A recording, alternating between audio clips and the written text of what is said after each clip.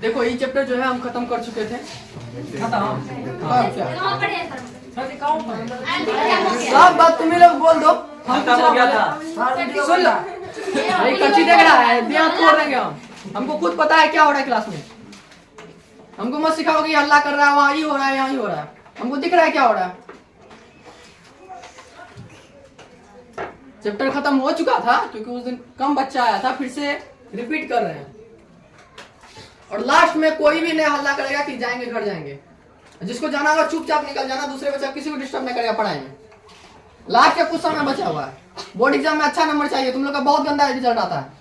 Exam होता है थोड़ा मोड़ा नंबर आता है, उससे नहीं काम नहीं चलेगा। मैं फेल उल कर जाएगा, लेते रहना। 2-3 तो बच्चा है पूरे लगता है कि फेल कर जाएगा। तुम क्या पढ़ता है, रिजल्ट दिखा है, एक तो टेस्ट नहीं देता है। संतोष का भी वही हाल है, पूरा खराब है रिजल्ट। अली सर का तो और बुरा हाल है। ऐसे थोड़ी होगा।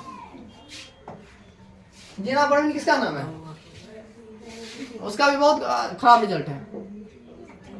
ऐसे होगा, पढ़ेगी तब ना काम चलेगा, बिना पढ़े काम चलता है।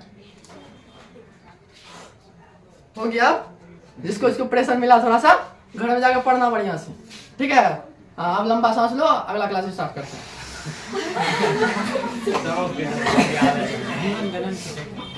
ठीक है, आज हम लोग पढ़ने वाले हैं जीव जनन कैसे करते हैं। उसका हर एक कॉन्सेप्ट को समझेंगे। पहले समझेंगे पेड़ पौधे में, उसके बाद जीव जंतुओं में हम लोग पढ़ेंगे, ठीक है। पहले हम लोग देख लेते हैं हम कौन कौन से टॉपिक को कवर करेंगे। हम लोग टॉपिक को कवर करने वाले हैं प्रजनन, यानी कि इसको जनन बोल सकते हो। प्रसंजुग को हटा देना, जनन रिप्रोडक्शन, इसको हम लोग कवर करेंगे। लैंगिक जनन, अलैंगिक जनन, ये इतना भी टॉपिक है, इसमें से कुछ टॉपिक इंपॉर्टेंट है जिसको खास तौर पर पढ़ना ही पढ़ना है और अच्छे तरीके से याद कर लेना है तुम लोग को, ठीक है। उसमें से पहला है रिप्रोडक्शन, यानी कि जो हमारे चैप्टर का नाम है वो कॉन्सेप्ट जो है, कोर कॉन्सेप्ट तुम लोग को पता होना चाहिए। उसके बाद अलैंगिक जनन का जितना भी प्रकार है उन सभी का तुम लोग को कम से कम उदाहरण पता होना चाहिए, और जो कॉन्सेप्ट है, कोर कॉन्सेप्ट है, वो पता होना चाहिए कि आखिर वो काम कैसे करता है, ठीक है।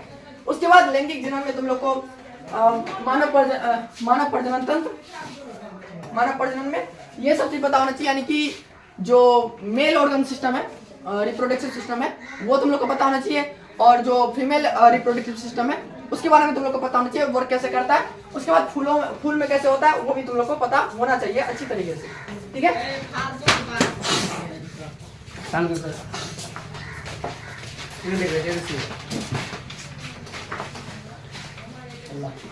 कुल्ला का क्या है?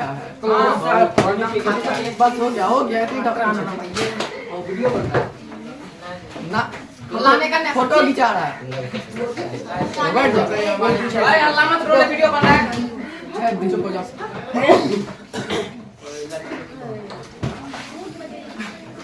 तो पहला टॉपिक वही है जो हमारे चैप्टर का नाम है, यानी कि जनन। जनन आखिर होता क्या है?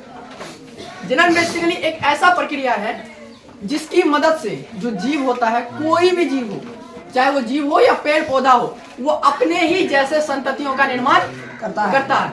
और ये करता क्यों है? ताकि उसका जो अस्तित्व है वो दुनिया में बना रहे। अगर जनन जैसी प्रक्रिया नहीं होगी तो जो भी जीव ऐसा करेगा, यानी जनन वाला प्रक्रिया नहीं करेगा, उसका अस्तित्व भी दुनिया से खत्म हो जाएगा। इसलिए जो जनन है वो जरूरी है हर एक जीवों के लिए, ठीक है।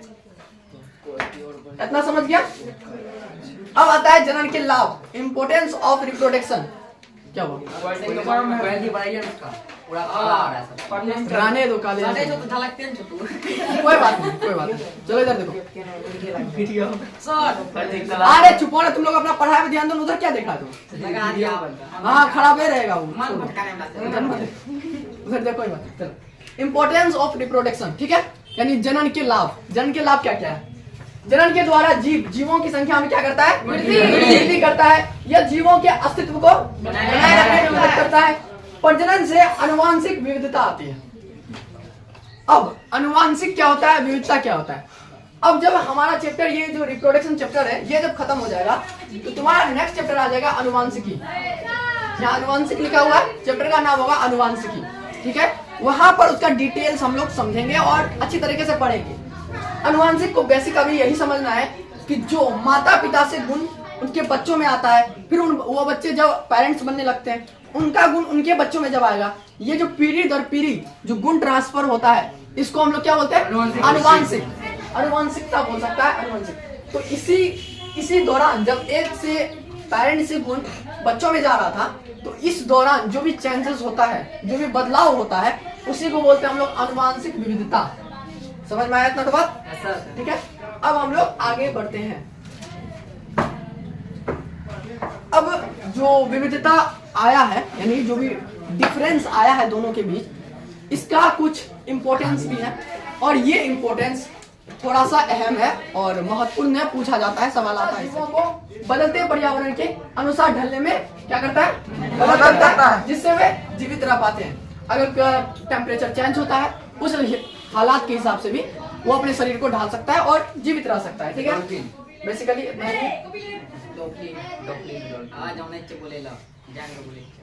अब देखो विविधता आता क्यों है? हल्ला नहीं करना यार। विविधता आता क्यों है? ठीक है, इसको समझते हैं। देखो, जो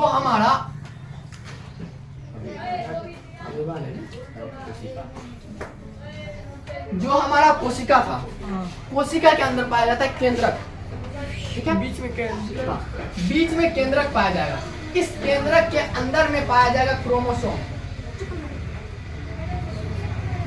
ठीक है, क्रोमोसोम बेसिकली इतना समझो कि ये एक संरचना है जिसके अंदर में कई झल्लेदार टाइप सा, यानी कि एक ऐसा समझो फीता टाइप से, बहुत ही लंबा चौड़ा फीता है, उसको बहुत ही अच्छे तरीके से फीट फाट करके अच्छे तरह से बहुत ही छोटा सा क्रोमोसोम में अटा दिया गया है। वो जो फीता होता है, उसी फीता को हम लोग बोलेंगे क्या? डीएनए। क्या बोलेंगे? डीएनए। और यही डीएनए आगे चल के आरएनए बनाता है। डीएनए ही आरएनए बनाता है। अब वो जो डीएनए है, उसी डीएनए के एक पोर्शन को पकड़ करके खींच देंगे, अगर मतलब लंबा करके अगर देखा जाए, तो उस भाग को हम लोग जीन बोलेंगे। क्या बोलेंगे? जीन। अब जीन क्या करता है? ये किसी खास गुण को कैप्चर करके रखता है, यानी कि एक खास गुण के बारे में जितना भी डिटेल है, जितना भी इंफॉर्मेशन है, उसको वो स्टोर करके रखेगा, जानकारी सारा स्टोर करके रखता है वो अपने पास, जीन। अब क्या होगा? जब कोशिका है हमारा, जो कोशिका है उसका जब विभाजन होगा, ठीक है, यानी कि एक कोशिका से जब दूसरा कोशिका बनेगा, उस टाइम पे क्या होगा कि जो न्यूक्लियस है, इसका जो बीच वाला हिस्सा है, बीच वाला, ये भी उसमें भी होगा, यानी दो संतति से उत्पन्न होगा, दोनों संतति में न्यूक्लियस होगा, यानी कि जितना भी चीज है हर एक चीज कॉपी हो जाएगा, जैसा था उसके जनक में सेम टू सेम उसके संततियों में भी वैसा ही आ जाएगा। तो इस टाइम पे क्या होता है? हर एक पार्ट का कॉपी बनना स्टार्ट हो जाता है। लेकिन जब कॉपी बनने आता है क्रोमोसोम में, क्रोमोसोम का भी कॉपी बनेगा, डीएनए का भी कॉपी बनेगा, लेकिन यहाँ पर हो जाता है थोड़ा सा गड़बड़ी क्या हो जाता है? जो डीएनए है, वो जितना जानकारी है डीएनए के पास, जनक के पास, उसका दो कॉपी बनाने में जानकारी जैसे कोशिश करता है वो कि जितना जानकारी माता पिता के पास है, सेम जानकारी जो है उनके बच्चों जो बच्चे हो रहे हैं उनमें भी सेम जानकारी पहुंचे। लेकिन क्या होता है? कुछ जानकारी छूट जाती है या थोड़ी सी अदल बदल हो जाती है, कुछ एरर के कारण जो वो अदल बदल होता है, उसी के कारण क्या आता है? विविधता आती है। क्या आता है? विविधता आती है। तो यहाँ पर डीएनए है, डीएनए का कुछ चीज तुम लोग को याद करना थोड़ा सा जरूरी हो जाता है। उसका फुल फॉर्म डीऑक्सीराइबोन्यूक्लिक एसिड, ये थोड़ा कभी पूछ लेता है ऑब्जेक्टिव में। ठीक है, बोले सर, डीऑक्सीराइबोन्यूक्लिक एसिड गलती है। डीएनए एक अणुओं का समूह है जो माता पिता से संतानों तक आनुवांशिक सामग्री या आनुवांशिक निर्देशों को ले जाने और स्थानांतरित करने के लिए जिम्मेदार होता है। उसके बाद आता है क्रोमेटिन, इसको छोड़ दो, तुम लोग इसको स्किप कर सकता है। ठीक है, अब आता है क्रोमोसोम के बारे में वैसे बता ही दिया। उसके बाद लास्ट वाला आता है क्या? जीन। ठीक है, जीन क्या है? जीन वंशानुगति का मूलभूत इकाई है। जो भी गुण होता है ना, बेसिकली डीएनए का काम क्या है? ये आनुवांशिक जो भी सामग्री होता है या फिर जो भी निर्देश होता है, उसको एक जगह से यानी एक पीढ़ी से दूसरे पीढ़ी लेके जाने का काम करता है। लेकिन जो निर्देश है वो कहाँ स्टोर रहेगा? जीन में रहेगा। ठीक है, तो जो मेन काम करेगा, मेन पॉइंट, वो कौन करेगा? जीन करेगा। ठीक है, इतना समझ में आ गया। अब अगला टॉपिक की ओर हम लोग बढ़ेंगे।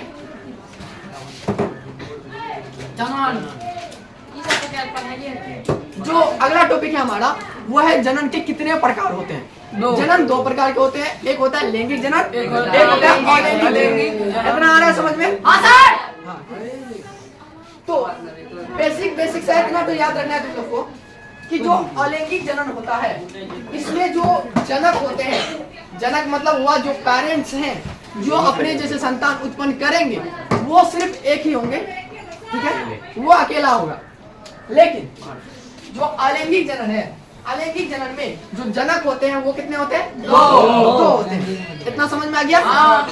और इसमें युग्मक यानी गैमेट्स का जरूरत नहीं होता है, इसमें होता है, ठीक है। चलो अब इसको इस सब चीजों को थोड़ा सा डिटेल में पढ़ते हैं। लैंगिक सर क्रोमेस किसको कहता है? क्या क्रोमोसोम? हाँ क्रोमोसोम। अभी थोड़ा देर पहले बताया। अमन पूछ रहा है, हम दोनों पूछ रहे हैं। पेटी समझता है या थैला समझता है? हाँ पक्सा। मान लो कि कोशिका के अंदर न्यूक्लियस में यानी कि केंद्रक में पाया जाने वाला एक थैली है जिसके अंदर डीएनए भरा रहता है। डीएनए का थैली है। चलो इधर देखो, हम लोग सबसे पहले स्टार्ट करेंगे अलैंगिक जनन से। किससे? अलैंगिक जनन से।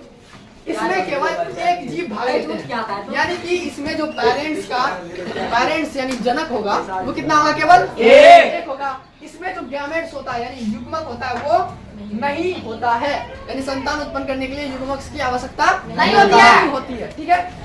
तो इसके बारे में कुछ जैसे कि अगर तुमसे अंतर पूछा जाए लैंगिक जनन और अलैंगिक जनन में, तो अलैंगिक जनन में तुम लोग को कुछ पॉइंट्स याद रखने हैं ताकि तुम लोग अंतर वगैरह इजीली बना सके।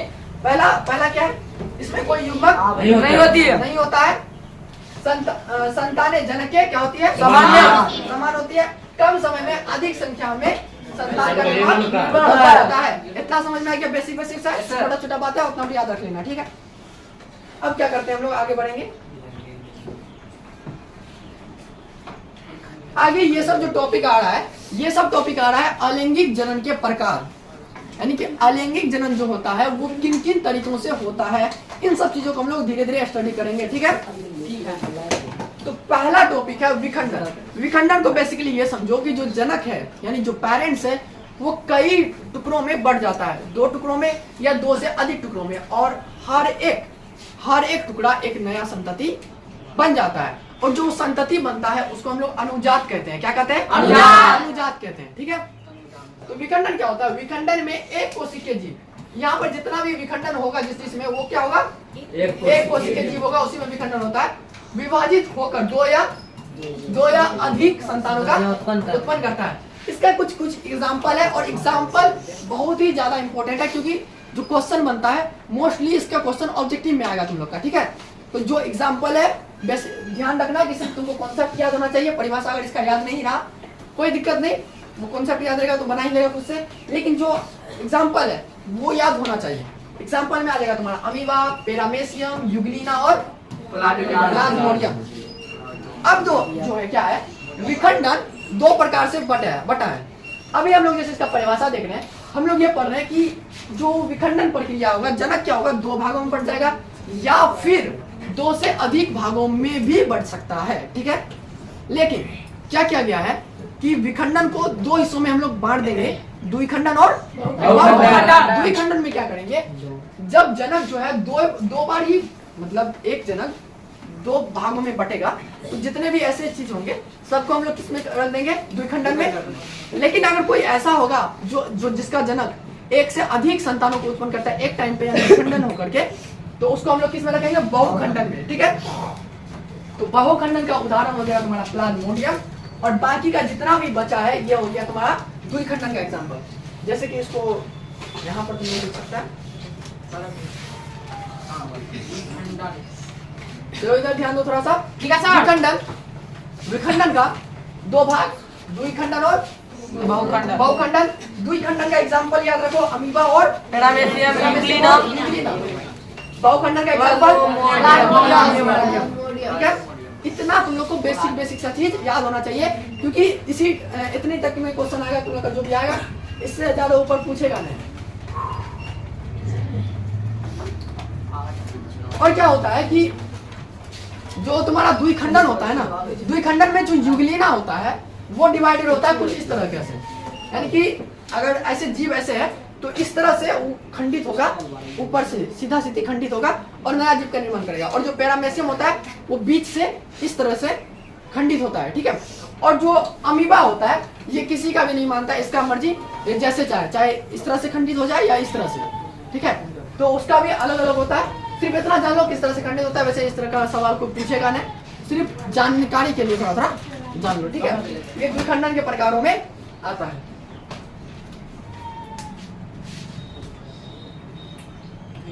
अंडा जैसे अभी हम लोग अलैंगिक जनन का विखंडन पढ़े थे, उसी तरह से हम लोग मुकुलन पढ़ेंगे। क्या पढ़ेंगे? मुकुलन। मुकुलन आखिर होता क्या है? मुकुलन में क्या होता है, जो जनक होता है उसके शरीर में एक उभार उत्पन्न होता है। क्या होता है? उभार उत्पन्न होता है। उसी से एक नया संतति उत्पन्न होता है।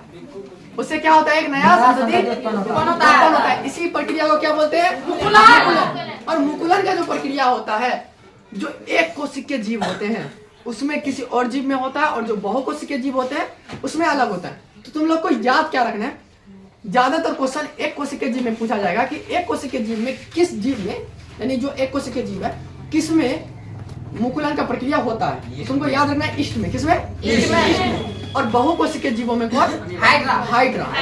ये दो चीज याद रखना है। जो एक कोशिकीय जीव है उसमें मुकुलन का प्रक्रिया होगा इष्ट में, और बहुकोशिकीय जीवों में हाइड्रा में होगा, ठीक है। इतना टॉपिक तुम लोग को याद हो जाएगा। आध हो गया याद हो गया या आध हो गया? हाँ। क्लास में लाइट ऑफ हो जाने के कारण क्लास बीच में पॉज हो गया था और ब्लैंक था, तो मैं स्क्रीन रिकॉर्डिंग करके एक्स्ट्रा ऐड कर रहा हूँ इसमें। बाकी क्लास में सारा चीज़ मैंने ऑफलाइन सभी पढ़ा दिया था, ठीक है। आप लोगों के लिए, ऑनलाइन वाले स्टूडेंट के लिए फिर से मैं सारा रिपीट करने जा रहा हूँ, एंड इस वीडियो में हम पूरी चैप्टर को कंप्लीट करेंगे। तो हमारा जो टॉपिक चल रहा था मुकुलन, तो मुकुलन होता क्या है? इसमें जो जीव होते हैं वो जनन प्रक्रिया किस तरह से परफॉर्म करते हैं, उसका स्टेप ये होता है कि उन जीवों के शरीर में एक उभार निकलता है, यानी एक हिस्सा, शरीर का एक हिस्सा धीरे धीरे ग्रो करने लगता है, और वही ग्रो पार्ट, शरीर का वही ग्रो करने वाला हिस्सा, आगे वृद्धि करने वाला हिस्सा आगे चल के एक नए संतति का निर्माण करता है, जिसका एग्जाम्पल है हाइड्रा। जैसे कि आप हाइड्रा के पिक्चर्स को देख सकते हो, इसमें एक उभार उत्पन्न हुआ, एंड आगे चल करके यही उभार थोड़ा थोड़ा बढ़ता गया, थोड़ा थोड़ा बढ़ते एक नए जीव का निर्माण करते गया। तो यही प्रोसेस मुकुलन कहलाता है। अब जो मुकुलन है वो कई जीवों में अलग तरीके से होते हैं। जैसे कि जो एक कोशिकीय जीव होते हैं उनका एग्जाम्पल कुछ और होता है, और बहुकोशिकीय जीव होते हैं उसका एग्जाम्पल कुछ और होता है। और ये जो टॉपिक है ये इंपॉर्टेंट है। यानी कि अगर आपसे सवाल पूछा जाए कि एक कोशिकीय जीवों में किसमें मुकुलन विधि द्वारा जनन का प्रक्रिया होता है, तो आपको जो उसका आंसर बताना है वो बताना है ईस्ट, ठीक है। और जो बहुकोशिकीय के बारे में अगर पूछेगा उसका आंसर आपको बताना है हाइड्रा। इस चीज़ों को याद रखना है आप लोग को, ठीक है। चलिए हम नेक्स्ट टॉपिक की ओर बढ़ सकते हैं। अब इसके बाद एक क्वेश्चन आता है अपखंडन या पूर्णजनन।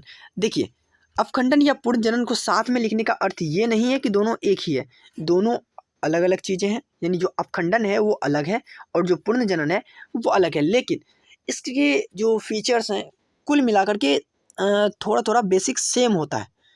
यानी कि इनका जो मेन कोर मूल चीज़ें होती हैं, मेन बातें करने, इसके जनन करने का मेन प्रोसेस वो लगभग सेम ही होता है, ठीक है। इसीलिए इनको साथ में लिखा गया है, ठीक है। इसको हिंदी में, ये जो पुनर्जनन है, पुनर्जनन को हिंदी में पुनर्उद्भवन भी कहते हैं। एनसीईआरटी में उसको पुनर्उद्भवन ही कहा गया है, ठीक है। तो जो क्वेश्चन बोर्ड के एग्जाम में आएंगे में भी वहाँ पर पुनर्उद्भवन जैसे वर्ड्स का इस्तेमाल किया जाएगा, तो वहाँ पर आप लोग को घबराना नहीं है। अगर वहाँ पर समझ में नहीं आए तो इंग्लिश वाला नीचे क्वेश्चन लिखा रहता है, उसमें आपको रीजनरेशन देख लेना है, इससे आप कंफर्म हो जाओगे कि किसके बारे में वो बात कर रहे हैं, ठीक है। अब इस प्रोसेस में होता क्या है, इसमें क्या होता है, जो जीव होता है उनके शरीर कई हिस्सों में बढ़ जाते हैं और हर एक हिस्सा नए जीव का निर्माण करता है, ठीक है। हर एक हिस्सा नए जीव का निर्माण करता है, जैसे कि यहाँ पर स्पाइरोगायरा का देख सकते हैं। लेकिन एक चीज़ का ध्यान रखना है आप लोग, जो स्पाइरोगायरा, ये जो एग्जाम्पल है स्पाइरोगायरा एग्जाम्पल है फ्रेगमेंटेशन, यानी कि अपखंडन का, ठीक है, अपखंडन का। लेकिन उसी के विपरीत कुछ एग्जाम्पल्स हैं, जैसे कि प्लेनेरिया और हाइड्रा। ये सब एग्जाम्पल हैं आपके रीजनरेशन का, यानी कि पुनर्जनन पुनर्उद्भवन का एग्जाम्पल है। और एग्जाम्पल ज़्यादा इंपॉर्टेंट होता है आपके जो परिभाषा है उससे, क्योंकि इस चैप्टर में ज़्यादातर एग्जाम्पल से ऑब्जेक्टिव्स के सवाल बनते हैं। ठीक है, तो आप लोग एग्जाम्पल पे ज़्यादा ध्यान दो। जो फ्रेगमेंटेशन है यानी जो स्पायरोगायरा है, ये फ्रेगमेंटेशन यानी अवखंडन का उदाहरण है। और पुनर्जनन का उदाहरण में आप दे सकते हो प्लेनेरिया और हाइड्रा। ठीक है, स्टारफिश भी उसी उदाहरण में आ जाता है, स्टारफिश में भी सेम चीज़ होता है। ठीक है, अब इसके अलावा अलैंगिक जनन में एक और टॉपिक आता है बीजाणु जनन। बीजाणु जनन में बेसिकली क्या होता है, छोटे छोटे बहुत ही छोटे छोटे जो जीव होते हैं, जैसे कि आप कह सकते हो जो कुछ ब्रेड का टुकड़ा है, उस ब्रेड के टुकड़े में को बहुत दिनों तक रख देने पर उसमें क्या होगा, फोपरी टाइप से लगने लगेगा। तो धीरे धीरे उसमें कुछ जीवाणु वगैरह फैलने लगेंगे और कुछ कुछ ऐसे पौधे उसमें उगने लगेंगे जो आपको ऐसे नंगे आंखों से नहीं दिखेगा, लेकिन जब माइक्रोस्कोपिक व्यू से आप देखोगे तो वो दिखेगा। तो वैसे पौधे, और वो क्या करते हैं, उसमें जो फल होता है, वो क्या करता है, उसको स्टोर करके रखता है।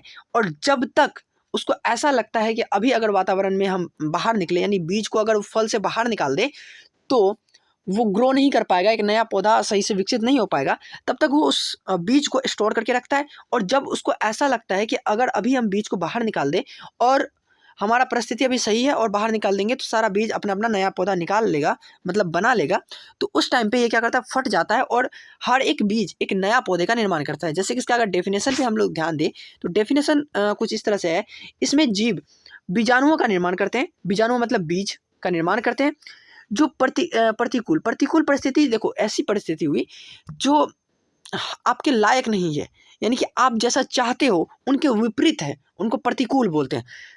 प्रतिकूल परिस्थितियों में सुरक्षित रहते हैं। प्रतिकूल परिस्थिति में ये क्या करता है, अंदर उसके अंदर जो है स्टोर रहता है और सुरक्षित रहता है। और अनुकूल जब परिस्थिति होती है तब क्या होता है, अंकुरित होकर नए जीव बनते हैं। अंकुरित क्या होता है, देखो इसके बाद एक टॉपिक हम जब पढ़ेंगे ना लैंगिक जनन में, उसमें अंकुरन आएगा। इसमें क्या होता है, जब एक बीज एक नए पौधे का निर्माण करने लगता है तो इस प्रक्रिया को ही अंकुरन बोलते हैं। ठीक है, इतना बेसिक समझ में आ रहा है, तो इतना ही हो गया, काफ़ी है इतना तो समझने के लिए। बीजाणु जनन का राइजोपस एग्जाम्पल होता है, उदाहरण होता है, इनको आप लोग को याद रखना है। ठीक है, उसके बाद लास्ट टॉपिक ये आता है, एक और टॉपिक इसके बाद भी है, उसको भी समझेंगे। कायिक प्रबंधन। कायिक प्रबंधन होता क्या है, कायिक प्रबंधन में क्या होता है कि पौधे के और जो फल हैं, पौधे बेसिकली समझो, पौधे का वर्धी भाग। अब वर्धी भाग क्या होता है, पौधे के पत्ती, तना और उसका जड़। जब इन चीज़ों से नए पौधे का निर्माण होता है तो इसी प्रक्रिया को हम लोग कायिक प्रबंधन बोलते हैं। ठीक है, अब देखो कायिक प्रबंधन जो है वो कई तरीक़ों से हो सकता है, यानी कि ये प्राकृतिक रूप से भी हो सकता है और मानव द्वारा भी इसको परफॉर्म किया जाता है, यानी मानव द्वारा इसको ज़बरदस्ती भी काम कराया जा सकता है। ठीक है, जैसे कि आलू से एक नए पौधे का निर्माण होना, आलू में बहुत सारे ऐसे ऐसे धब्बे होते हैं काले काले, उन काले धब्बे से एक नया पौधा निर्माण होता है। तो ये प्रक्रिया जो है कायिक प्रबंधन ही कहलाता है। ठीक है, इसमें प्राकृतिक विधि छोड़ा है। अब किसी पेड़ को, किसी पौधे के डाल को काट देना, जैसे कि मैंने अभी क्या बताया था आप लोग को, वर्धी भाग क्या होता है, पौधे के पत्ती, तना और उसका जड़। तो जड़ रूट वाले में आपका आलू भी उसी में आ जाएगा, तो उससे पौधा निकल रहा है, ये आपका कायिक प्रबंधन में आ गया। ये हो रहा है प्राकृतिक रूप से। और उसी के विपरीत आपका जो पेड़ पौधा है, जब हम इसकी डाल को काटते हैं, डाल यानी वो वर्धी भाग है, जब डाल को काट करके एक नया पौधा उगाते हैं, यानी कि उस डाल को किसी गमले में या फिर कहीं पर हम दफना देते हैं, यानी उसको रोपते हैं, तो उससे एक नया पौधा बनता है, तो ये प्रक्रिया भी कायिक प्रबंधन में आएगा। लेकिन ये कृत्रिम कायिक प्रबंधन में आएगा, यानी कि ये हम अपने ओर से कर रहे हैं। तो ये जड़ हो गया, ये तना हो गया। अब रूट यानी कि अब लीफ यानी पत्तियों में ये होता है ब्रायोफिलम। ब्रायोफिलम एक पत्ती होती है जिनके कोनों कोनों पर बहुत सारे नए नए पत्ते बनने लगते हैं, और आगे चल करके वो जो पत्ती के साइड में एक नए पौधे बनते हैं, वो धीरे धीरे ज़मीन पर गिर जाते हैं और वो आगे चल करके वही एक नया पौधा का निर्माण करता है। ये किस में होता है, ब्रायोफिलम नाम से एक पत्ती होती है, आगे चल करके उनसे एक नया पौधा का निर्माण होता है। जैसे कि मैंने अभी आपको कृत्रिम कायिक प्रबंधन भी समझा ही दिया है। ठीक है, कुछ इस प्रक्रिया से होता है, यानी कि मिट्टी की तरह में दाब देना, एंड इसको ग्राफ्टिंग वगैरह भी कहते हैं, यानी कलम बनाना, ग्राफ्टिंग, लेयरिंग, इन सारा प्रक्रिया कृत्रिम कायिक प्रबंधन के अंदर आता है। ठीक है, बेसिक का कॉन्सेप्ट था, आई होप कि आप लोग समझ गए होंगे। ये हुआ आपका ब्रायोफिलम। ब्रायोफिलम वाला पत्ती जो हुआ, यानी कि ये कलिका निकलती है आपकी, और इसी से एक नया पौधा, यानी कि ये आपका ब्रायोफिलम का पत्ती हुआ। इन पत्तियों के साइड में एक नया पौधा बनेगा, धीरे धीरे इसमें जड़ उगेंगे और आगे चल के यही पौधा, ये पत्ती है, यानी ये जो बना है, इसको ये पत्ती जो है नीचे गिरा देगा और आगे चल के यही पत्ती वहाँ जो नीचे गिरेगा वो एक पौधे का निर्माण कर लेगा। ठीक है, बेसिक कॉन्सेप्ट आपको समझ में आ गया। अब इसी में एक टॉपिक आता है उत्तक संवर्धन। ठीक है, उत्तक संवर्धन होता क्या है? हम किसी भी पौधे का एक सर्टन सा पार्ट, यानी कि उस पौधे के किसी खास एक उत्तक को हम कट करेंगे एंड उस उत्तक से, उस टिश्यू से हम एक नए पौधे का निर्माण करेंगे, किसमें? लैब में, यानी प्रयोगशाला में। तो ये जो प्रक्रिया होता है, यही प्रक्रिया कहलाता है उत्तक संवर्धन। ठीक है, आ रहा है आपको समझ में? और इस प्रक्रिया में जो हिस्सा को हम काटते हैं, उन हिस्से को हम लोग केलस बोलते हैं। क्या बोलते हैं? केलस। इंग्लिश में होता है CALLUS, केलस। ठीक है, वो जो टुकड़ा हम काटे हैं उसको बोलते हैं केलस। और इसको जब लैब में उगाया जाता है तो लैब में उगा करके एक नए पौधे का निर्माण किया जाता है। इस प्रक्रिया को हम लोग बोलते हैं उत्तक संवर्धन, यानी टिश्यू कल्चर। समझ में आ रहा है? ठीक है, अब हमारा जो अलैंगिक जनन था, अलैंगिक जनन वाला सारा का सारा कॉन्सेप्ट खत्म हो चुका है। ठीक है, अब लैंगिक जनन होता क्या है, इनके बारे में समझते हैं। देखो, जो अलैंगिक जनन था उसमें सिर्फ एक ही जीव भाग ले रहा था, लेकिन लैंगिक जनन में 2 जीव भाग लेंगे, यानी एक नर होगा और एक मादा होगा। ठीक है, और अलैंगिक जनन जो था उसमें युग्मक नहीं था, इसमें युग्मक होगा। ठीक है, इतना समझ गए? अब क्या होता है, जो युग्मक हैं वो 2 तरह के होते हैं, यानी एक नर युग्मक, यानी 2 पेरेंट्स हैं, एक नर है एक मादा है, तो नर के पास भी एक युग्मक होगा और मादा के पास भी एक युग्मक होगा। नर युग्मक और मादा युग्मक, यानी कि मेल गैमेट और फीमेल गैमेट्स। ठीक है, इतना समझ गए? अब जो नर युग्मक होता है वो होता है छोटा, और कंपेरेटिवली जो मादा युग्मक होता है वो थोड़ा साइज में बड़ा होता है। मेल युग्मक को हम शुक्राणु कह सकते हैं, और फीमेल ऑर्गन को, फीमेल गैमेट्स को, फीमेल युग्मक यानी मादा युग्मक को हम अंडाणु या अंड के नाम से भी जानते हैं, जिसको ओवम बोलते हैं इंग्लिश में। ठीक है, इतना समझ गए? अब जो युग्मक है, जो नर युग्मक है और मादा युग्मक है, ये दोनों युग्मक जब आपस में मिलते हैं, इसी प्रक्रिया को हम लोग बोलते हैं फर्टिलाइजेशन, यानी कि निषेचन। जब नर युग्मक मादा युग्मक से मिलकर निषेचन करते हैं, यानी कि जब नर और मादा युग्मक मिलेंगे तो इसको क्या बोलेंगे हम लोग? निषेचन। निषेचन की इस प्रक्रिया से, यानी इनको दोनों के मिलने से एक चीज बनता है जिसको हम लोग बोलते हैं युग्मनज, यानी कि जाइगोट का निर्माण होता है। ठीक है, आप लोग समझ गए होंगे? जो विभाजित और विकसित करके एक नया जीव का निर्माण करता है, या फिर आप लोग बोल सकते हो कि जो नर युग्मक है, और जो मादा युग्मक है, ये दोनों मिलकर के बनाया एक जाइगोट, यानी कि एक युग्मनज बनाया, और उस युग्मनज से आगे जाकर के भ्रूण यानी एम्ब्रॉय बनता है, और वही आगे जाकर के एक नए जीव का रूप लेता है। ठीक है, अब जैसे हम बात करते हैं स्त्रीलिंग, पुल्लिंग, इन चीज़ों से हम लोग डिफ्रेंशिएट करते हैं थोड़ा सा, तो इन चीज़ों को थोड़ा सा और गहराई से और बेसिक में समझेंगे हम लोग थोड़ा सा। ठीक है, जो लिंग होते हैं वो 2 तरह के हो जाते हैं जीवों में, यानी लैंगिक जनन में। एक होता है एक लिंगी जीव, एक होता है उभयलिंगी जीव। अब उभयलिंगी जीव क्या होता है और एक लिंगी जीव क्या होता है? जो एक लिंगी जीव होता है उसमें एक जीव में एक ही तरह के गुण पाए जाते हैं, यानी कि अगर वो जीव है एक जीव, उसमें या फिर नर का गुण पाया जाएगा या फिर मादा का गुण पाया जाएगा। लेकिन जो उभयलिंगी होता है उसमें क्या होता है, एक ही जीव में नर का और मादा का, यानी मेल और फीमेल दोनों का गुण एक ही जीव में जब पाया जाएगा उसको बोलेंगे हम लोग उभयलिंगी। ठीक है, और जो एक लिंगी है उसका उदाहरण है मनुष्य, घोड़ा, मछली, ये सब उदाहरण हो जाते हैं किसका? एक लिंगी का। और जो उभयलिंगी है उनका उदाहरण होता है केचुआ, हाइड्रा। और इसका जो इम्पोर्टेंट क्वेश्चंस आप में से आ जाएगा केचुआ, अगर आपका ये उभयलिंगी पूछता भी है तो उसका मोस्टली बार बार ये क्वेश्चन रिपीट हुआ है कि उभयलिंगी, इनमें से उभयलिंगी जीव कौन सा है? उन चारों ऑप्शन में से एक ऑप्शन केचुआ होता है। ठीक है, तो आप लोग इनमें टिक कर सकते हो, ये आपका एक ऑब्जेक्टिव कवर कर देगा। ओके, अब हम आगे बढ़ सकते हैं होपफुली। अगला हमारा टॉपिक है कि पुष्पी पौधों में लैंगिक जनन, यानी कि जो पौधे होते हैं उनके एक भाग होता है पुष्प, यानी फूल। फूल में ही लैंगिक जनन होता है, यानी कि जो भी जनन का प्रक्रिया है पौधों में वो होगा फूल में। कहाँ होता है? फूल में। एक ईयर में ये पूछा भी गया है, प्रीवियस ईयर का क्वेश्चन भी है कि पौधे के किस भाग में जनन की प्रक्रिया होती है, तो आप लोग को बताना है वो फूल में होती है। ठीक है, इतना बेसिक सा है। तो जो फूल है उसमें आखिर जनन का प्रक्रिया होता क्या है, उससे पहले आप लोग को एक स्ट्रक्चर पता होना चाहिए, यानी कि फूल का जो स्ट्रक्चर है उनके बारे में थोड़ा सा ज्ञान होना चाहिए। और याद रखना ये जो स्ट्रक्चर है ये भी VBI है, यानी कई ईयर्स में, प्रीवियस ईयर्स में पूछे गए हैं इनसे सवाल, या फिर डायरेक्टली आपको ये चित्र बनाने आ भी सकता है। ठीक है, 2023 में ये आया था क्वेश्चन। ठीक है, अब हम थोड़ा थोड़ा इनके बारे में डिटेल्स जानेंगे।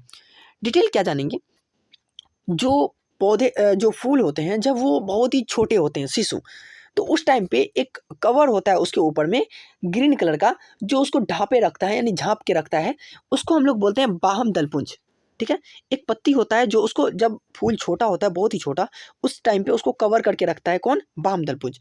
जब फूल बड़ा होने लगता है तो बाह्य दलपुंज नीचे आ जाता है। उसके बाद फूल जब बाहर निकलता है वो भी एक साथ में कुछ रंगीन पत्तियों जैसा वो उभार लेके निकलता है, यानी कि फूल का मेन डिजाइन जो होता है वो, तो उन डिजाइन्स को हमको क्या बोलते हैं, दलपुंज बोलेंगे, यानी पंखुड़ी बोल सकते हो आप लोग, दलपुंज। यानी कि जो पहले कवर करके रखा था वो बाह्य दलपुंज हुआ। अब जो खिला है, यानी फूल जो खिला है उसका जो हिस्सा हुआ उसको हम लोग क्या बोलेंगे, दलपुंज या पंखुड़ी या दल। ठीक है, अब जो फूल है उनके बीच में एक ऐसी तरह से लाइन, इस तरह से ये जो लाइन जा रहा है, इस लाइन को हम लोग बोलेंगे तंतु। ठीक है, अब ये तंतु के ऊपर में सबसे ऊपर में इस तरह से कुछ बना हुआ है, उसको बोलेंगे हम लोग परागकोश। अब इस परागकोश, वो जो बना हुआ है गोल, और उस पे सटे होते हैं परागकण। क्या होते हैं, उसमें सटे होते हैं आपके परागकण। ठीक है, परागकण, या फिर आप ये कह सकते हो कि परागकोश में परागकण पाए जाते हैं। ठीक है, इतना समझ गए। तो जो ये हिस्सा है परागकोश और तंतु, इन दोनों को मिला करके हम लोग बोलते हैं पुंकेसर, यानी कि पुमंग भी इसको बोलते हैं हिंदी में हम लोग। यानी कि जो मेल ऑर्गन है, मेल ऑर्गन, नर जनन अंग जो है पौधों में, वो क्या होता है, पुंकेसर कहलाता है। इसको पुमंग भी कहा जाता है। वो किनको साथ में लेकर होता है, परागकोश और तंतु को साथ में लेंगे तब। तो जो नर युग्मक है वो क्या हो जाएगा, परागकण, यानी जो परागकण था वही होगा नर युग्मक पेड़ पौधों में, यानी फूल के अंदर परागकण होगा नर युग्मक, और नर भाग किसको कहेंगे, पुंकेसर को। ठीक है, अब हम लोग जैसे कि नर युग्मक के बारे में समझ चुके हैं, अब हम समझेंगे जो फीमेल ऑर्गन है उनके बारे में। ठीक है, पौधों में तो एक हिस्सा होता है जिसको हम लोग बोलेंगे अंडाशय। ठीक है, ये नीचे वाला हिस्सा होता है अंडाशय। उससे पहले सबसे ऊपर वाला भाग होता है वर्तिकाग्र, और उसके जो डंटी होता है, वर्तिकाग्र जो डंटी अंडाशय से जुड़ाता है उसको बोलते हैं हम लोग वर्तिका। ठीक है, और नीचे होता है अंडाशय। अब ये इसी अंडाशय में एक चीज़ पाया जाएगा जिसको हम लोग बोलेंगे अंडाणु। ठीक है, अंडाणु या अंड भी बोल सकते हैं, और हम इसी को बोलते हैं। ये जो है ये फीमेल गैमेट है। ठीक है, यानी मादा युग्मक है फूलों में अंडाणु। अंडाणु कहाँ पाया जाता है, अंडाशय में। अंडाशय, वर्तिका और वर्तिकाग्र मिलकर के क्या बनाता है, स्त्री केसर, यानी कि फीमेल ऑर्गन का निर्माण करता है। इतना बेसिक सा कॉन्सेप्ट था, आई होप कि आप लोग समझ गए होंगे। अब क्या होता है निषेचन, इसमें किस तरह से होता है उनको अब हम समझेंगे। यानी कि फूल का जो पार्ट था हम डिज़ाइन उनके समझ चुके हैं, कौन सा पार्ट है और कौन सा पार्ट का क्या काम है, क्या है नहीं है वो समझ गए। अब इसके फंक्शन को समझते हैं कि जनन का प्रक्रिया करता कैसे। ठीक है, तो होगा क्या, ये जो परागकोश है, परागकोश में पाया जाएगा परागकण। किसी भी कारणवश, यानी कि हवा का आना, बारिश का होना, या फिर चिड़िया का बैठना, कीड़े मकोड़ों का बैठना, उसके बैठने से ये जो परागकण है ये टूट जाएंगे। अब जब टूटेंगे तो हो सकता है कि ये परागकण किसी भी कारणवश यहाँ पर यानी वर्तिकाग्र तक पहुँचे। ठीक है, वर्तिकाग्र तक परागकण पहुँचेगा। अब जब वर्तिकाग्र तक पहुँचा, इसी को हम लोग बोलते हैं, इस प्रक्रिया को, यानी परागकोश से परागकण निकलकर जब वर्तिकाग्र तक पहुँचता है तो इस प्रक्रिया को हम लोग बोलते हैं परागन। क्या बोलते हैं, परागन, पर आकर गण, परागन बोलते हैं। अब थोड़ा सा और इसको समझने की कोशिश करते हैं। जैसे कि इस पौधे के परागकोश से परागकण निकला था, यानी ये वाला जो फूल था, इन फूल के परागकोश से परागकण निकला। ठीक है, अब क्या होगा, इसी फूल के, यानी जिस फूल, ये फूल है, इसी फूल के परागकोश से परागकण निकला और इसी फूल के वर्तिकाग्र में चला गया, तो इस तरह के परागन को बोलेंगे स्वपरागन। लेकिन अगर इस फूल के परागकोश से परागकण निकला और किसी दूसरे फूल के वर्तिकाग्र में पहुंचा या किसी दूसरे पौधे के फूल के वर्तिकाग्र में पहुंचा तो उसको बोलेंगे परपरागन। समझ गए बात? सिंपल सिंपल था। अगर एक ही पुष्प के परागकोश से परागकण निकलकर उसी पुष्प के वर्तिकाग्र तक पहुंचता है तो इसको बोलेंगे स्वपरागन। अगर एक पुष्प के परागकोश से परागकण निकलकर उसी पौधे के किसी दूसरे पुष्प या किसी दूसरे पौधे के पुष्प के वर्तिकाग्र तक पहुंचेगा तो उसको बोलेंगे परपरागन। ठीक है, ठीक है। परागन का क्रिया कंप्लीट हो गया, जो भी परागन वगैरह होना था वो हो चुका। अब परागन होने के बाद होता क्या? परागन के समय यहाँ पर आपका परागकोश आ चुका। अब क्या होगा कि वर्तिकाग्र में एक बहुत चिपचिपा पदार्थ होगा जो परागकण को उसमें जो है सटा के रख लेगा, यानी स्टोर कर देगा। अब क्या होगा कि वो पराग नालिका, इस भाग को, ये जो पाइप है इसको पराग नालिका भी बोलते हैं, वर्तिका बोलते हैं। ठीक है, वर्तिका पराग नालिका बोलते हैं। तो उस हिस्से से होते हुए वो नीचे आएगा अंडाशय में। अब अंडाशय में पाया जाएगा अंडाणु। अब अंडाणु से जब वो मिलेगा तो इसी को बोलेंगे निषेचन। क्या बोलेंगे? निषेचन, यानी फर्टिलाइजेशन।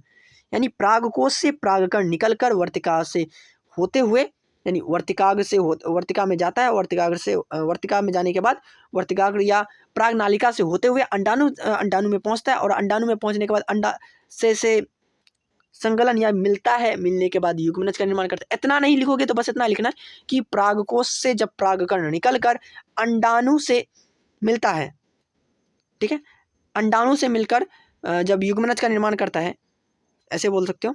ठीक है, अंडाणु से मिलकर जब युग्मनज का निर्माण करता है तो उसको हम लोग क्या बोलेंगे? निषेचन। या फिर बेसिकली इतना कहो कि परागकण जब अंडाणु से मिलता है या अंड से मिलता है तो इस प्रक्रिया को हम लोग क्या बोलेंगे? निषेचन बोलेंगे। ठीक है, इतना समझ गए। अब देखो यहाँ पर ये वाला पिक्चर थोड़ा और क्लैरिटी देता है।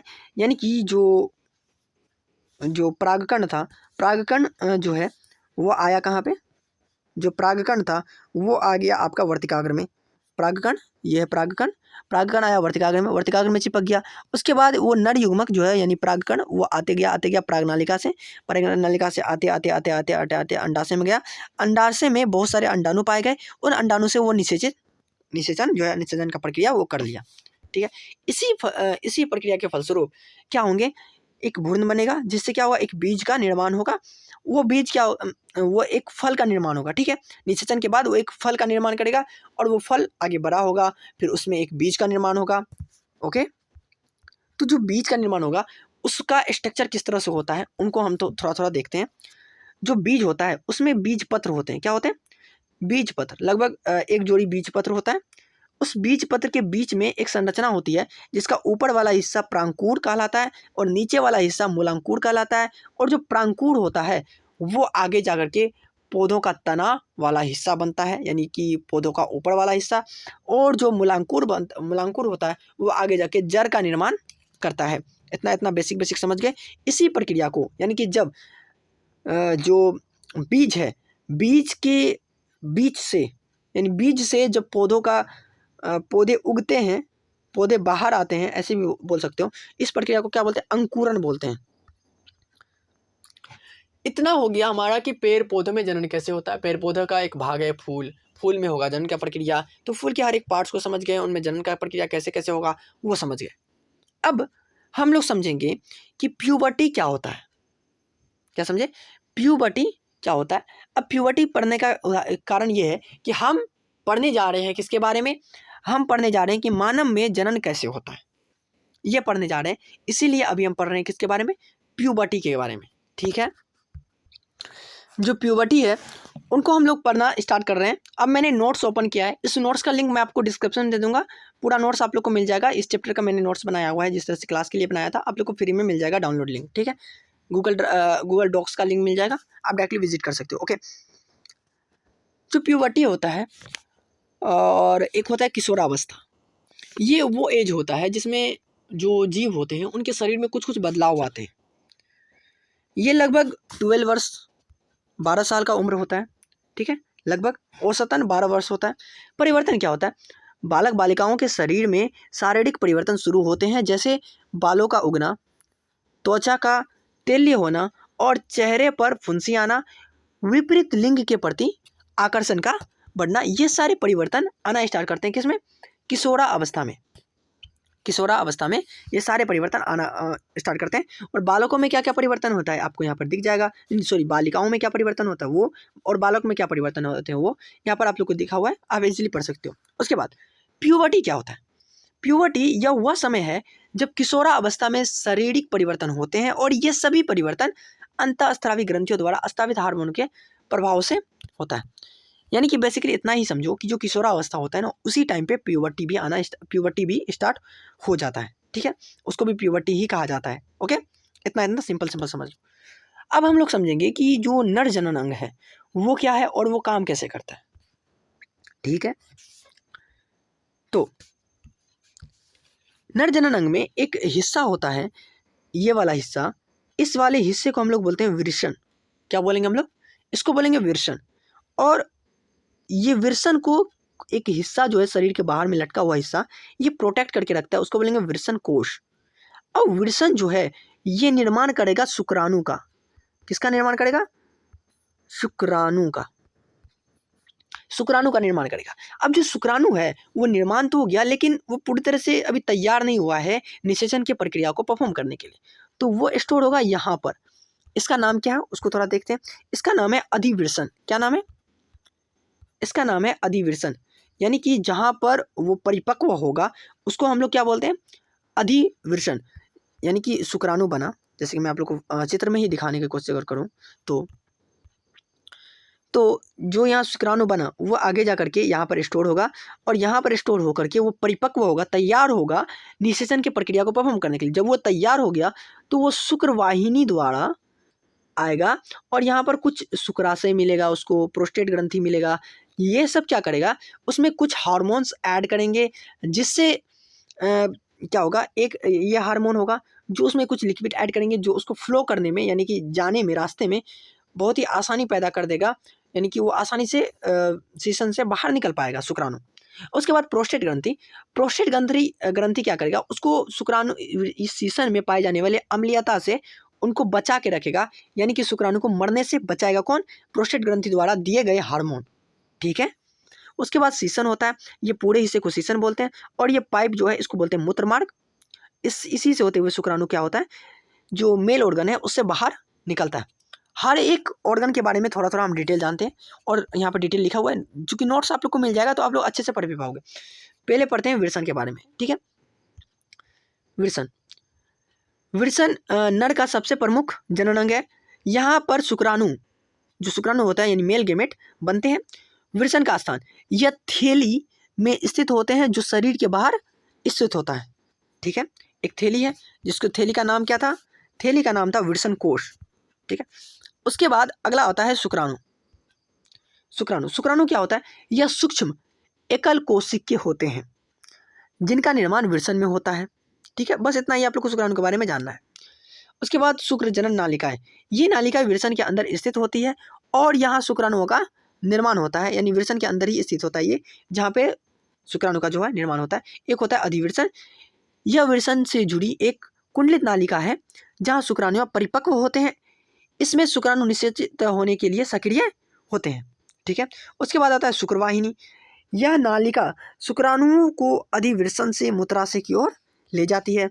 उसके बाद होता है सखलन नली। शुक्राणु और शुक्रवाहिनी और शुक्राशय की नालिका से मिलकर यह नली बनती है। यह मूत्र मार्ग से जुड़कर वीर्य बाहर निकालती है। ओके, उसके बाद मूत्र मार्ग हो गया,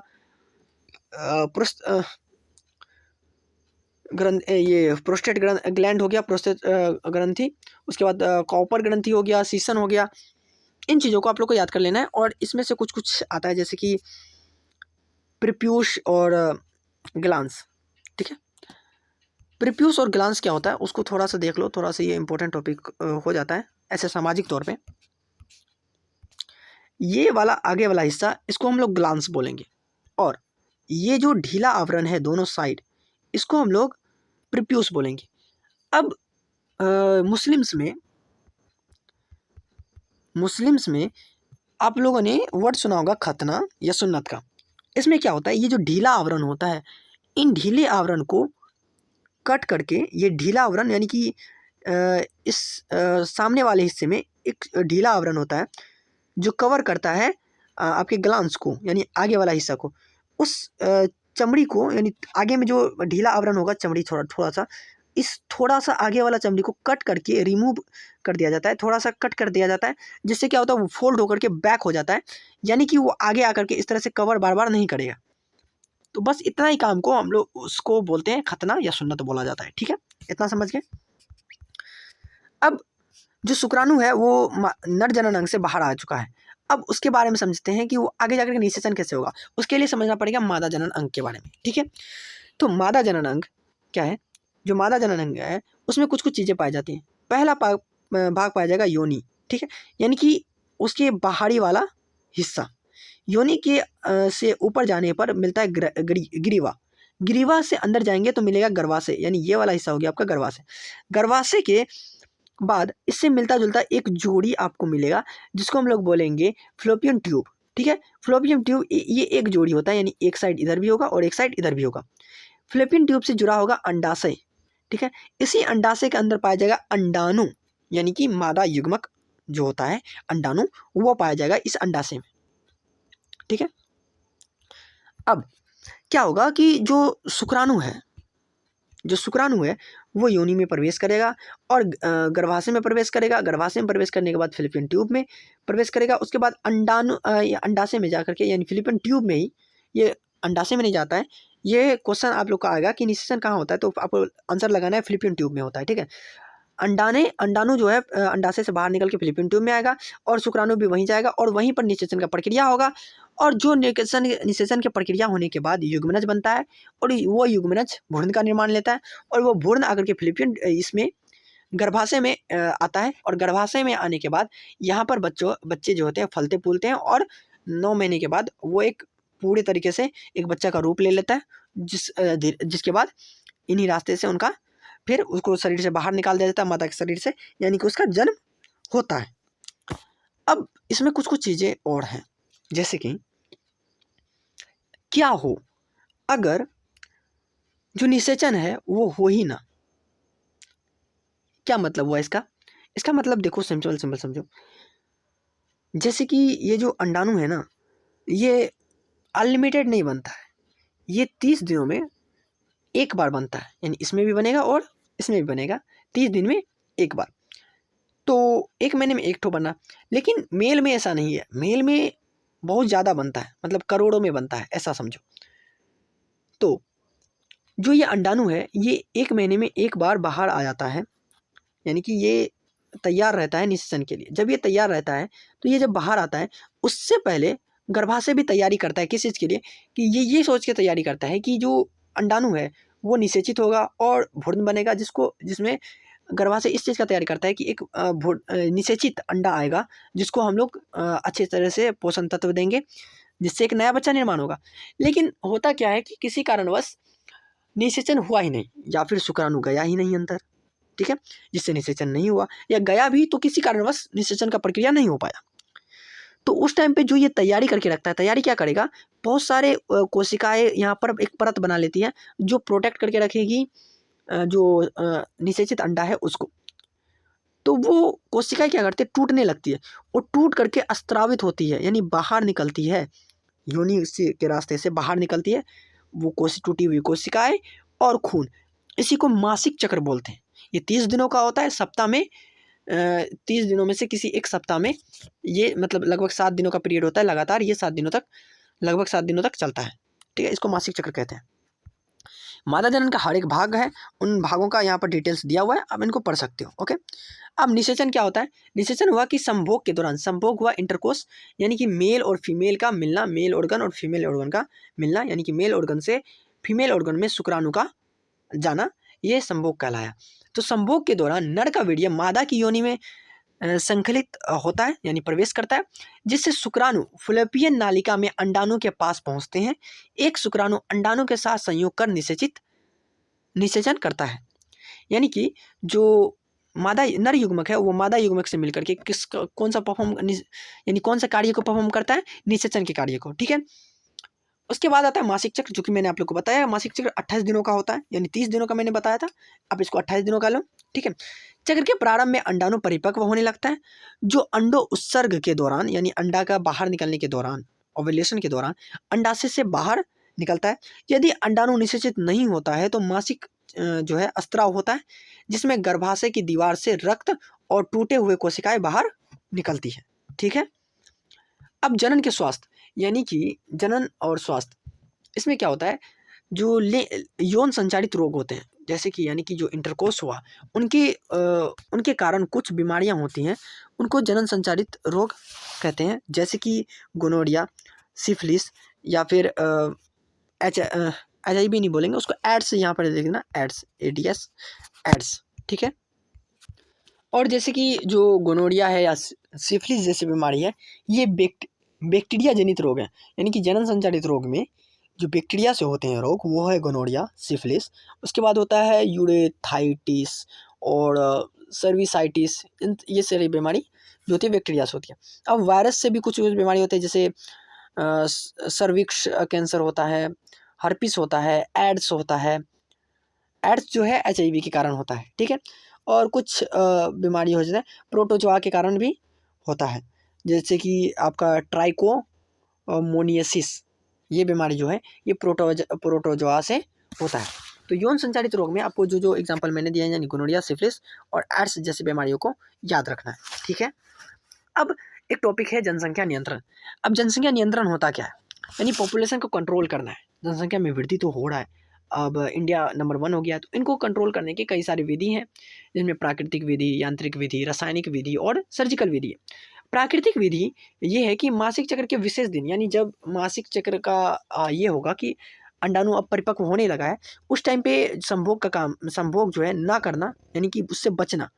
उससे बचने से क्या होगा, अगर उस टाइम पे अगर ना बचा जाए तो जो बच्चे बनने की संभावना है वो जब बहुत ज़्यादा होती है, अगर उस टाइम पे संभोग किया जाए तो। अगर उस टाइम पे संभोग नहीं किया जाता है तो बच्चे उत्पन्न नहीं होंगे, यानी कि जनसंख्या में कंट्रोल कुछ आएगा। ये प्राकृतिक विधि हो गया, ठीक है। अब कुछ यांत्रिक विधि होती है, यानी कि कुछ उपकरण का यूज करना, जैसे कोंडोम, डायफ्राम या कॉपर का इस्तेमाल करना।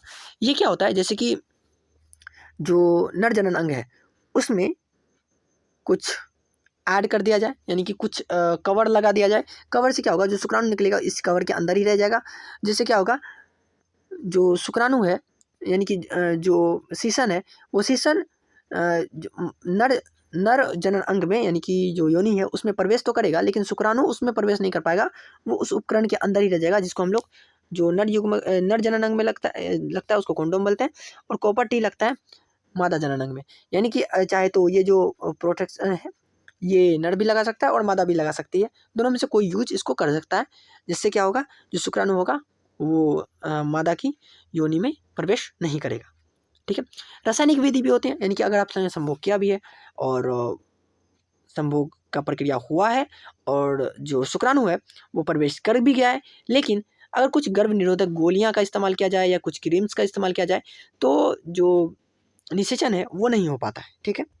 और कुछ सर्जिकल विधि है। सर्जिकल विधि में क्या होता है, इसको नसबंदी भी कहा जाता है। सर्जिकल विधि में जैसे अगर नर का मादा का किया जाए, मादा में क्या होगा, यहाँ से फिलिपियन नालिका को कट कर दिया जाएगा, यहाँ से कट कर दिया जाएगा एंड इसको अलग ज्वाइंट कर दिया जाएगा, इसको अलग ज्वाइंट कर दिया जाएगा कि अंडाणु जो है वो बाहर ना निकल पाए और यहाँ से बाहर ना निकल पाए। तो इसमें क्या होगा, जो संभोग होगा वो तो कर पाएगा, लेकिन जो निषेचन होगा वो नहीं होगा, ठीक है। और सर्जिकल विधि मादा में, नर में भी होता है। नर में कैसे होता है, नर में क्या करेगा, जो शुक्राणु निकलने वाला ये रास्ता है, यानी यहाँ शुक्राणु जैसे यहाँ निकलेगा तो यहाँ से इस नालिका को कोई कट कर दिया जाए और यहीं पे सील दिया जाए, तो जिससे वह शुक्राणु बाहर ही नहीं निकलेगा और कुछ होगा भी नहीं, ठीक है। बेसिक सा आपने सारा कॉन्सेप्ट को समझ लिया है, ठीक है। और प्रीवियस ईयर के कुछ क्वेश्चंस भी हैं जो कि मैंने यहीं पर दे दिया, विथ आंसर मैंने दिया हुआ है, तो आप लोग को जब नोट्स मिलेगा आप उसमें पढ़ लेना। एंड इसमें जो ऑब्जेक्टिव क्वेश्चन है यानी मल्टी चॉइस क्वेश्चन है वो भी आप लोग बना सकते हो। उसके बाद जो सब्जेक्टिव क्वेश्चन होंगे उसका भी मैं आंसर धीरे धीरे इसमें ऐड कर दूंगा, क्योंकि ये एडिटेबल है, यानी ये टाइम टू टाइम मैं इसमें कुछ ऐड यानी कुछ बदलाव कर सकता हूँ। तो आप लोग को इसमें टाइम टू टाइम अपडेट कुछ मिलता रहेगा, जो भी मुझे ऐड करना होगा या कुछ रिमूव करना होगा तो मैं कर दूंगा, ठीक है। तो चैप्टर जो है वो बस इतना ही है और इससे ज़्यादा कुछ है भी नहीं। तो इन चैप्टर को हम यहीं पे ख़त्म करते हैं। एंड आई होप कि मैंने जो आप लोग को समझाने का कोशिश किया वो आप लोग को समझ में भी आया होगा। तो वीडियो कैसी लगी यार कमेंट में बताओ, ठीक है। मिलते हैं फिर क्लास में।